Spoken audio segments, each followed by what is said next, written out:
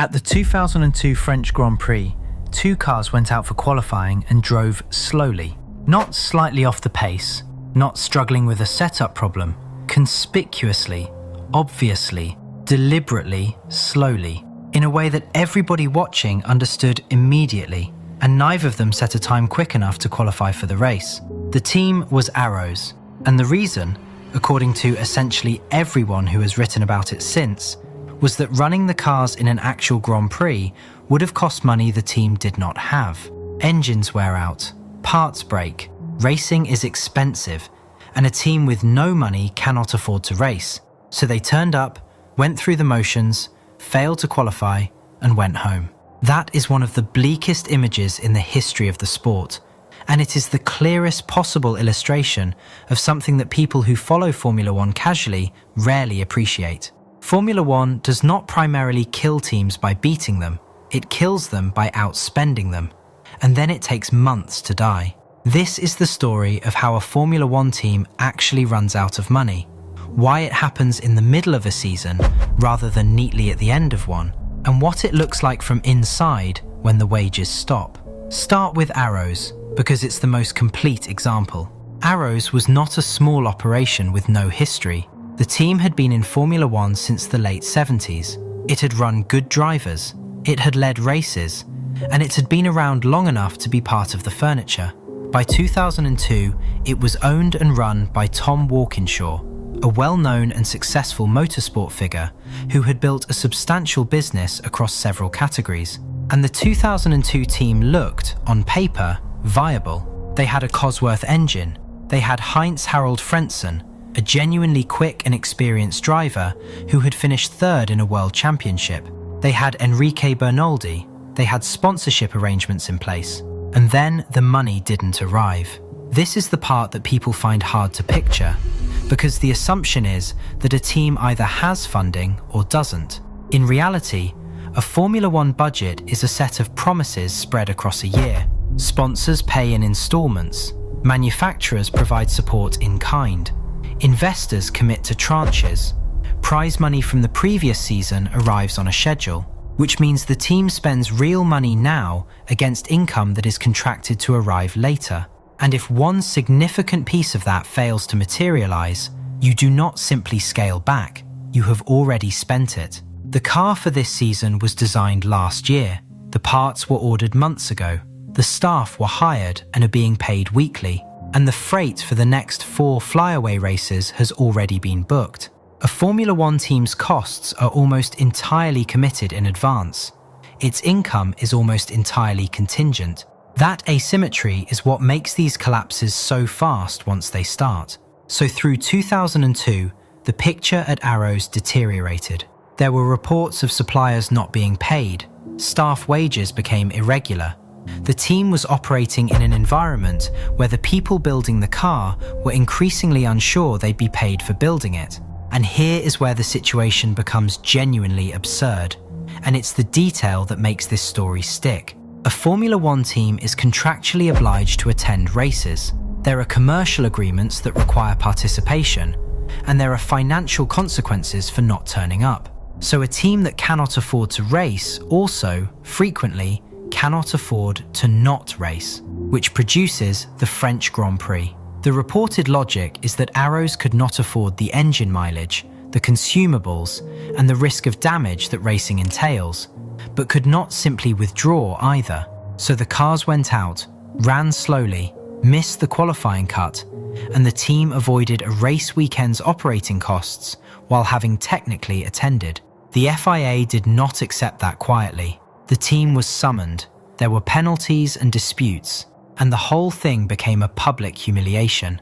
Arrows made it as far as the Hungarian Grand Prix and then stopped. The team never raced again. Assets were eventually sold off, the factory contents dispersed, and a squad with a quarter of a century of history simply ended, mid-season, without a final race. And it's worth pausing on Frentzen's position in all this, because it's a good illustration of what these situations do to the people inside them. Heinz-Harald Frentzen was not a journeyman. He had finished third in a world championship.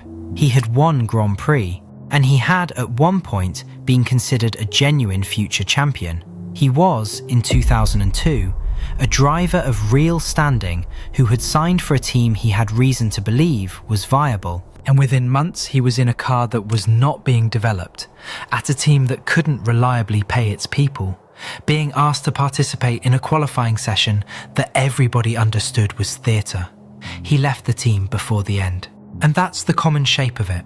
The drivers, who have options and representation, get out. The mechanics and machinists, who have specialised skills and a mortgage, are the ones who stay until the doors close. Now, why does this keep happening? Because Arrows is not an isolated case, and the pattern repeats with remarkable consistency.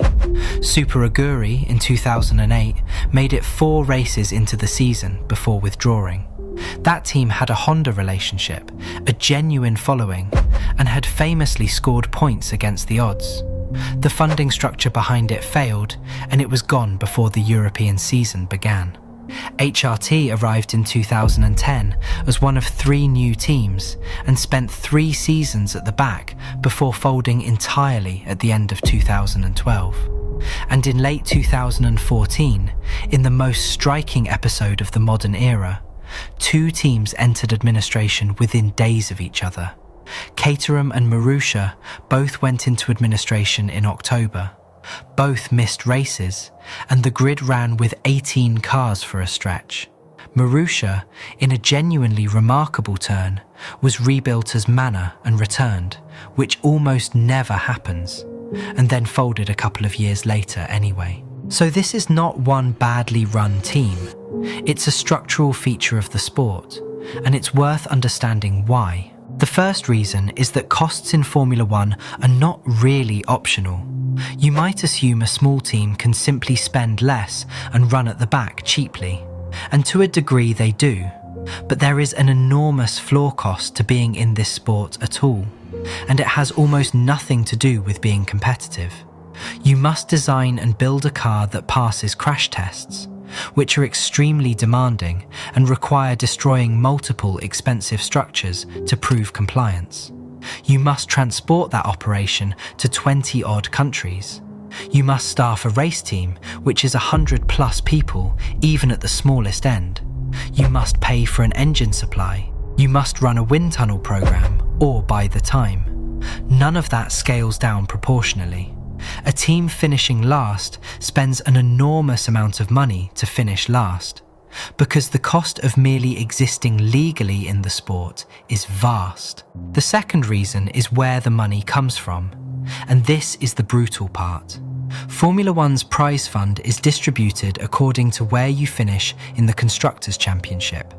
So the teams that finish at the front receive the largest payments, and the teams at the back receive the smallest, which means the sport's central income mechanism gives the most money to the teams that need it least, and the least money to the teams closest to collapse. That is not an accident, and there's a coherent argument for it, which is that it rewards success. But the consequence is that a struggling team's revenue falls at exactly the moment its position worsens, which makes it harder to improve, which lowers the revenue again. It's a ratchet, and it only turns one way. Third, sponsorship works on the same logic. Sponsors pay for exposure. Exposure comes from television coverage, and television coverage goes overwhelmingly to the cars at the front. A team running 18th gets almost no airtime, which makes it very difficult to justify a sponsorship investment, which means the team stays 18th. So a back marker is squeezed simultaneously from prize money and from commercial income, both for the same reason. Fourth, and this is the one that finishes them, there's the development race. Formula One is not a static competition. Every team develops its car continuously through the season, bringing new parts to nearly every race. A team that stops developing does not stay where it is. It goes backwards because everyone else is still moving, which means the moment a team's money problems force it to stop upgrading, its results get worse, which lowers its championship position, which lowers next year's prize money, which makes the money problem worse. That's why these collapses are so rarely reversed. By the time the financial trouble is visible from outside, the competitive decline is already locked in for the following year. And there's a fifth factor that sits underneath all of it, which is the entry fee problem. To compete in Formula One, you have to pay an entry fee to the governing body. And the way it has historically been structured is that it scales with your results, which sounds progressive until you notice it's calculated on points scored, meaning a team that improves gets billed more. More significantly, there's the deposit and bond structure that new entrants have to satisfy, which is designed to prevent teams turning up and collapsing mid-season. It's a sensible rule with an awkward effect, which is that it requires the least well-funded organisations to lock up capital they could otherwise spend on going faster. So the sport charges the most to those doing best, requires security from those with least, and distributes the most money to those who need it least. Every single one of those rules has a defensible justification when you look at it alone. Together, they describe a system that is close to optimally designed to prevent small teams from ever becoming large ones. And that's the honest structural point. Formula One has, for most of its history, been organised in a way that makes the grid extremely stable at the top and extremely precarious at the bottom. And the teams that die are almost never the ones that were badly run. They're the ones that were underfunded, which is a different problem. Now the human side, because this is where it stops being a business story. When a Formula One team collapses, the people affected are overwhelmingly not the drivers and not the principals. They're machinists, composite technicians, fabricators, truck drivers, garage staff, mechanics, aerodynamicists, and administrative employees, most of whom are on ordinary salaries and many of whom have specialist skills tied to a small industry concentrated in a small number of places. The English motorsport industry is clustered heavily along a corridor in the Midlands and the South, which is enormously efficient when things are going well because expertise and suppliers are all within an hour of each other. It is much less good when a team fails because a few hundred highly specialised people become available in a region where there are only a handful of employers who need those exact skills all at once. There are numerous accounts from these collapses of staff working unpaid for weeks because they wanted to keep the car running, of people funding travel out of their own pockets, and of suppliers continuing to deliver parts on credit they were unlikely to be paid for, because everybody involved was emotionally invested in the thing surviving. That's the part that doesn't appear in the standings. A team's final months are usually held together by people choosing to absorb personal cost, right up until they can't. And there's a particular detail about the 2014 double collapse that captures the whole thing better than any statistic. When Marussia went into administration, the team had, weeks earlier, scored points. Jules Bianchi had finished 9th at Monaco, which for a team of that size was an extraordinary result and worth a very significant amount of money in prize distribution. They had done the thing. They had, against every structural disadvantage described here, delivered the result that was supposed to fix the problem, and it didn't save them, because the prize money for that finish would be paid the following year, and the following year is a country they never reached. That is the cruelest expression of the timing problem. A team can earn its way out of trouble and still die before the money arrives, because the payment schedule and the collapse schedule do not align. And then there's the specific cruelty of the timing, which is that these things almost always happen mid-season. The reason is mechanical. A team's largest expenditures are front-loaded. You spend heavily over the winter designing and building the car, and you spend heavily in the early flyaway races on freight. Your income, meanwhile, arrives in installments through the year. So the point of maximum financial exposure is somewhere in the middle of the season, after you've spent the build money and before enough income has landed. That's precisely where teams die, and it's why the grid occasionally shrinks in the middle of a championship rather than between them. And there's a specific category of person in these collapses who deserves naming, which is the pay driver. The term is used dismissively and often unfairly. A pay driver is someone who brings sponsorship or personal backing to a team as part of the arrangement for a seat. And at struggling teams, that money isn't a bonus. It is frequently the difference between the team existing and not existing, which produces a genuinely difficult situation. A team in financial trouble has an enormous incentive to sign whoever brings the most money rather than whoever is quickest, which makes the car slower, which lowers the championship position, which reduces prize money, which increases the need for a driver who brings money. That's the same ratchet again, running through the driver market. And it's worth being fair about the drivers themselves, because plenty of them were genuinely good. Bringing backing and being quick are not mutually exclusive, and several drivers dismissed as pay drivers went on to score points, win races, or build long careers.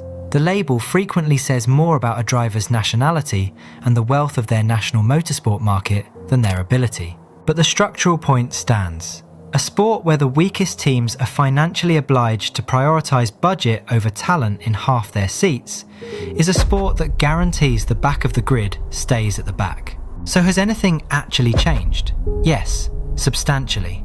And it's the most significant structural reform the sport has made in decades. The cost cap, introduced at the start of the 2020s, put a ceiling on what teams are permitted to spend.